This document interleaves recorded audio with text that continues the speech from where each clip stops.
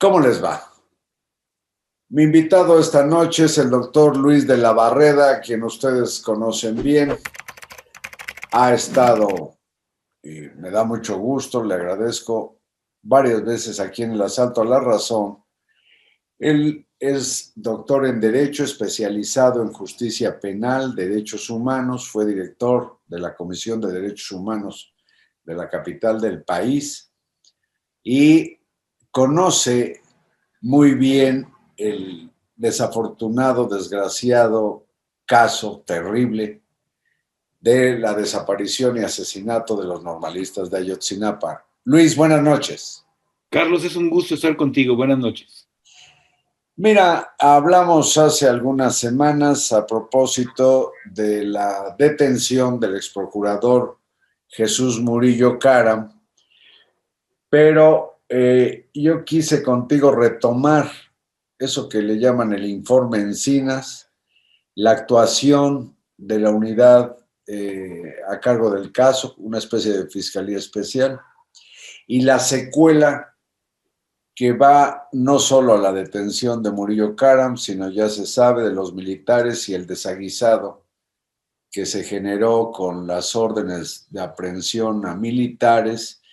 Y pues yo quiero que tú me digas cuál es tu visión del problema que ya vimos, provocó la renuncia del que estaba encargado de esa unidad. Yo le denomino a toda esta acusación, a la acusación contra el exprocurador Jesús Murillo Caram, a la detención de 4 militares, al informe de la comisión llamada de la verdad y acceso a la justicia, que no es tal. Una comisión de la verdad debe ser absolutamente independiente del gobierno. Yo creo que todo esto que culmina en las acusaciones y en las detenciones es una persecución, una acusación, una serie de acusaciones de tipo soviético. En la Unión Soviética se detenía y se juzgaba a personajes para que el grupo en el poder dijera, miren, estamos combatiendo a la contrarrevolución. Podían ser camaradas del propio partido y las acusaciones podían ser absolutamente absurdas. En este caso, se ha tratado de formular acusaciones para desacreditar el informe de la versión de la extinta Procuraduría General de la República, y tanto el fiscal especial del caso como el presidente de la Comisión de la Verdad tenían ya una visión prejuiciada de los hechos. Entonces aquí se trató de crear una verdad, pero pongo verdad entre comillas, que se ajustara a ese prejuicio. Y Perdón, doctor. Y bueno, termina. creo que se trataba de hacer prevalecer el pregón del hoy presidente Andrés Manuel López Obrador, que cuando fue candidato todo el tiempo dijo que esta llamada verdad histórica era una falsedad y Ya. que esto era un crimen de Estado. Pero Luis de la Barreda, hay pues declaraciones y actuaciones en el sentido de que las nuevas investigaciones, por llamarles de algún modo, hablan de que hubo inclusive normalistas que sobrevivieron a la noche del 26 de septiembre de hace 8 años, inclusive 6 o más días, hablan hasta de 8 días. Y esto lo sostienen no solamente la comisión, lo sostiene el grupo interdisciplinario de expertos independientes, y que de esos 6, pues vino la orden del comandante del 27 Batallón de Iguala de asesinarlos. Yo digo, ante una afirmación de ese tamaño, dicha por autoridades, pues cualquiera dice, ah, caray, hay nueva información. ¿Tú qué piensas, por ejemplo, de esto? de que hubieran sobrevivido algunos días algunos de los normalistas y que después los hubiera matado el ejército. Toda investigación, todo proceso judicial, pero sobre todo una investigación penal, tiene que basarse en pruebas que demuestren, que comprueben lo que se está diciendo.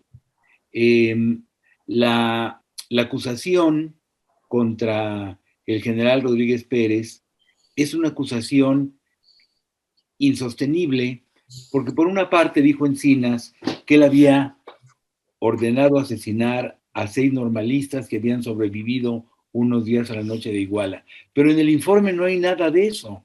Entonces lo que hay es una imputación vaga, confusa, del Gil, un testigo colaborador que participó en el crimen, diciendo que el general protegía a delincuentes. Pero esto es una declaración de un testigo colaborador que está declarando, sin duda alguna, porque eso le trae beneficios jurídicos o beneficios procesales, porque eso es lo que lo libra de la acusación. No se requiere una gran inteligencia, no se requiere una gran perspicacia para comprender que un testigo colaborador va a decir aquello que quieren escuchar los investigadores para librarse él, a su vez, de las acusaciones que pesan en su contra. Hay decenas de ejemplos en México, en el mundo también, pero hablando solamente de México, de las mentiras que han dicho testigos colaboradores. Sí.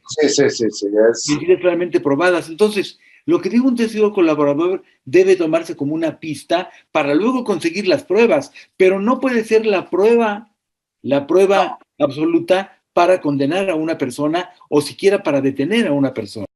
Fíjate, doctor, que hay una declaración rendida por uno de los criminales, apodado el Pajarraco, que fue revelada por mi compañero Alejandro Domínguez en Milenio. Es una declaración íntegra ante visitadores de la Comisión Nacional de los Derechos Humanos, que hace una narrativa, obviamente sin presiones, menos tortura, nada, ante visitadores. En la cárcel, él les declara, haz de cuenta, pues la dichosa verdad histórica. Dice, pues fue así, asado, el basurero de Cocula, cómo los matamos, cómo hicimos la hoguera, cómo los metimos los restos en costales, en 8 costales, para tirarlos en el río San Juan. Esa declaración no puede ser tomada como algunas que han desestimado e incluso provocado que muchos de los asesinos hayan sido excarcelados. Tú, como especialista en asuntos penales, ¿qué validez le puedes dar a lo que son acusaciones, digamos, declarativas a medios, como ha ocurrido con el informe Encinas, y lo que es una actuación ya a la hora de estar en el juzgado, viendo una declaración de un testigo y un partícipe como este, apodado el Pajarraco? ¿Tú qué piensas? ¿Cuáles son las versiones que prevalecen a la hora del juicio? Evidentemente, cuando una persona está declarando sin posibilidad de que haya presión, de que haya coacción en su contra, como en la declaración del Pajarraco, no podía haber en las circunstancias en que declaró ante personal de la Comisión Nacional de los Derechos Humanos, no podía haber ningún tipo de coacción, y está reconociendo haber participado en el crimen, esa declaración sí tiene un alto valor probatorio. Es lo que parece ser, pero el caso es que ya se vio el zipizape que debe haber ocurrido en la Fiscalía General de la República, donde habiendo un juez especial para el caso, pues parece haberse impuesto, por lo que platicó el propio presidente de la República, parece haberse impuesto el fiscal general Alejandro Gers Manero sobre lo que pensaba el fiscal especial, que se supone que era el que tenía que ver el caso. ¿Tú qué piensas de esa contradicción o de ese pleito? El GIEI dice, el fiscal general de la República interfirió indebidamente en las investigaciones de la Fiscalía Especial. Pero voy a lo que dije hace un momento, el fiscal especial desde un principio ya estaba prejuiciado, ya tenía una visión previa de los hechos. Bueno, había trabajado con el propio GIE. Secretario técnico del GIEI, y entonces él quería... Pero en la disputa, digamos, de autoridad, ¿quién debió decidir si había o no que solicitar y ejecutar órdenes de aprehensión? ¿El fiscal general de la República o el fiscal especial del caso Ayotzinapa? Podía decidirlo formalmente el fiscal especial, sin ningún problema. Y podía... Pero al imponerse el fiscal general, ¿es correcto, no es correcto? Es el que se supone que es el mero mero de la fiscalía. Vamos a ver, el fiscal general ha emprendido acusaciones, persecuciones verdaderamente infames como la que emprendió contra 31 científicos de alto prestigio. Si en este caso pidió que se retiraran, que se cancelaran las órdenes de aprehensión, es que seguramente no había elementos, lo cual nos está indicando algo pésimo del juez. Si no había elementos, ¿por qué las concedió? Primero, del juez y del fiscal especial que terminó renunciando al solicitarlas. ¿Por qué se solicitaron? Claro. ¿Por qué se solicitaron si no había elementos? Pero creo que tampoco hay elementos para haberlas solicitado y, por supuesto, menos para haberlas concedido en el caso de los 4 militares que están detenidos. Conozco el informe y no veo ningún elemento que justifique que hayan sido detenidos. Doctor, hay algo que tiene que ver con la ciencia forense, en este caso, pues el hurgamiento forense, se dice, de la parte cibernética y los mensajes que dicen más de 800 millones de mensajes, eso dijo Alejandro Encinas, 800 millones de mensajes telefónicos que estarían reforzando las acusaciones. ¿Podemos tratar ese aspecto continuando esta charla para mañana? Con todo gusto. Muchas gracias, Luis de la Barreda. Muchas gracias a ustedes y hasta mañana.